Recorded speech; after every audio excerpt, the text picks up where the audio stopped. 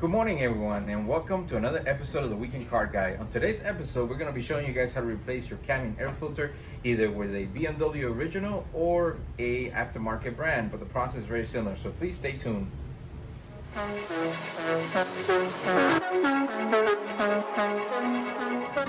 Alright guys, so like I mentioned earlier, we're going to go ahead and be showing you guys how to replace your cabin air filter.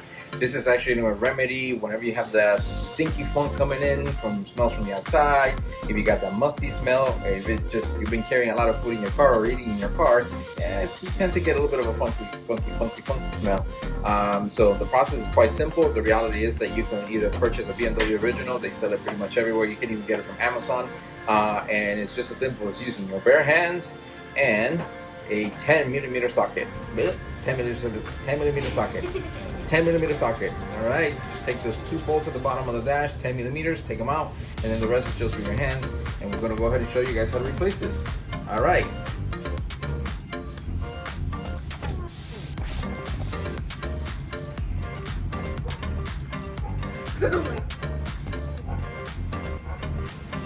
And that laughter you heard is my two helpers in the background.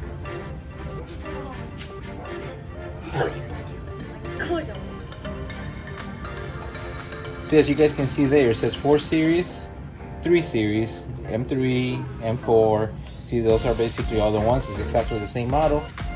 This is a BMW original. Purchase it from Amazon. But like I said, there's multiple places where you can order this from. Alright guys, so like I mentioned, we're going to be changing the cabin filter. The cabin filter is actually located right underneath the dash on the passenger side. The two 10mm bolts that we need to remove are located right underneath the dash. We'll be doing a zoom in so you guys can see where they are, but for the most part, this is the area where you're going to be working. It does help if you move the seat back a little bit so you can have enough room to work. And we'll be showing you guys how to do that. Also, I recommend putting a towel, putting something underneath, or if you have the old weather mats like I do, that's quite alright, because there might be stuff that will fall from the old air filter as you're taking it out. Alright guys, so this is the view right underneath the dashboard. As you can tell, there's an airbag right down here. Then you have also a charging port here, and this is basically the LED light that gives you the ambient light. This is a 10mm nut that I was mentioning to you guys about. And then basically there's a second one that's over here on this side. We're gonna go ahead and remove both of them. Basically this whole plastic section has to come down. As the section actually comes down, we'll be able to get to the bottom of the actual filter housing, where we're gonna go ahead and remove the filter itself. All right, so first steps first, I'm gonna go ahead and take this. Trying to do my best here without really looking, just using the camera. I'm gonna go ahead and take this off.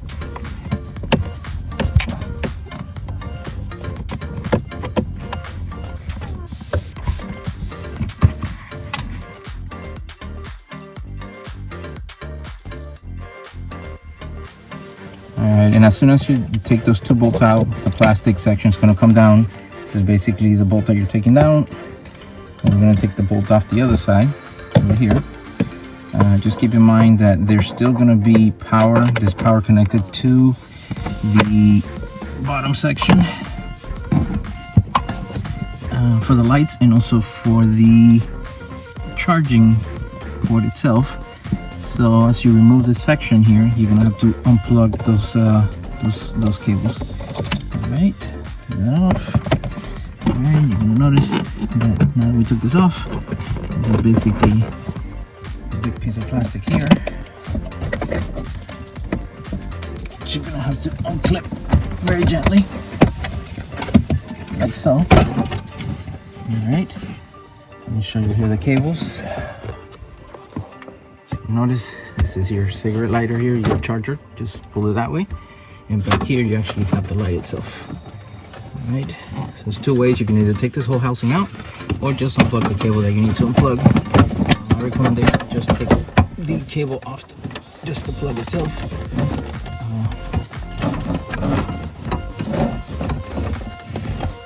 All right, and this is the second one right here.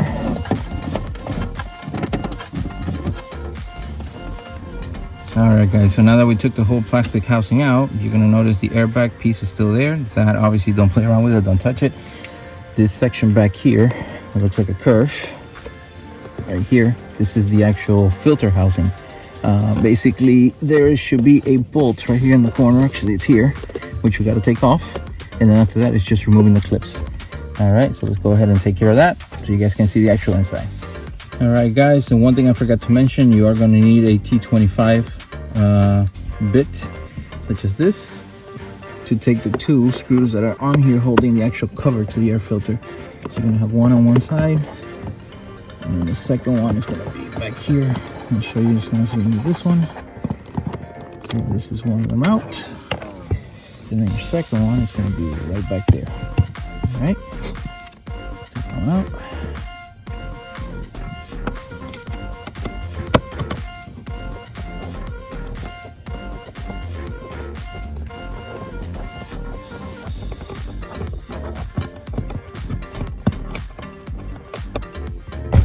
Alright guys, so next step is pulling on these clips. So a few clips here that you lift like this, and that's going to bring down the cover. On the side, one down here.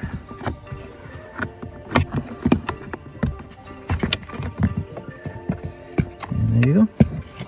There's to it. Alright. And that's the filter. Once the housing actually comes down, this is where the filter's at. So put it out, and it's not terrible, it's not great. It does smell a little musty, so we're gonna go ahead and change it out just to be on the safe side. All right, because I was getting a little bit of a funky smell there.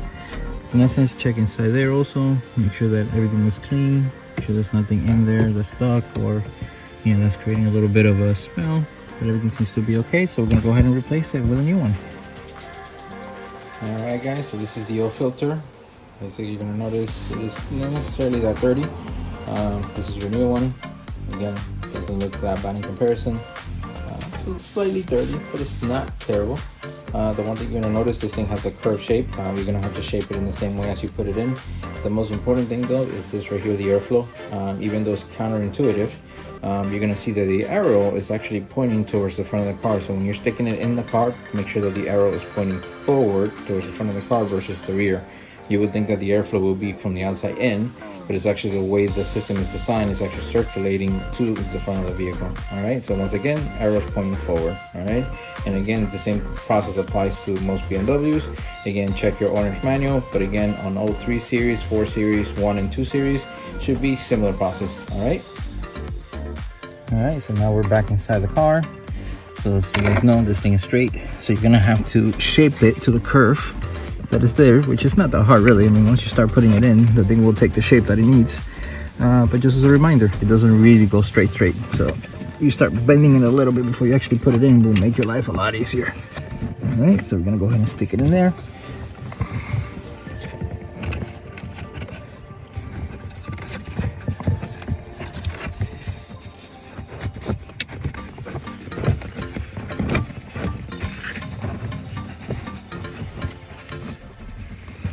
Biggest hassle here is making it take the shape, but the floor itself is not necessarily in the same shape as that. But in essence, once everything's in, it should look flush just like that. All right, and then once you're done with that, let's just go ahead and put the cover back on it, make it nice and airtight. All right, you should hear a few clicks. There you go, that's one. And there should be a second one here, back here. All right, that one was kind of quiet, but it's in there. All right, and I think that's the gist of it. All right, just to make sure that it makes a airtight seal on this, because you don't want debris to be going inside the actual cabin filter. You don't want that to damage also the actual evaporator. All right, and then we're gonna go ahead and put the screws back on. Okay, same locations as removed. Being back here.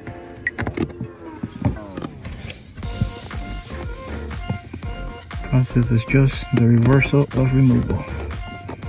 Alright. Normally I don't like to tighten them all the way in until I put the second one in, just in case there's some adjustment or realigning that needs to be done.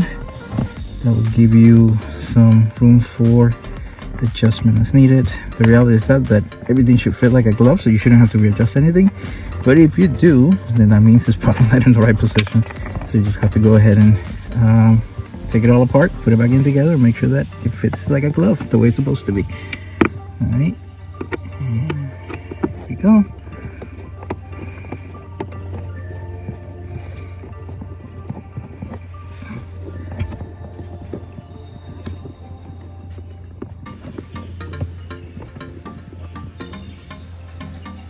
Alright, awesome. Everything's in there.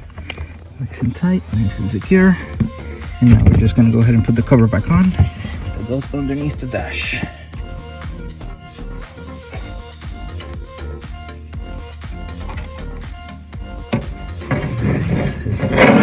First things first though, make sure that you're plugging in all the cables back in. So, first cable is this one here, which is the one for the light. Underneath the dash, you just go sliding this thing in there.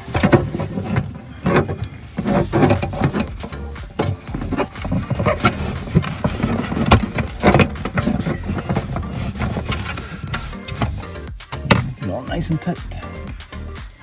Alright, and then we need to test everything out.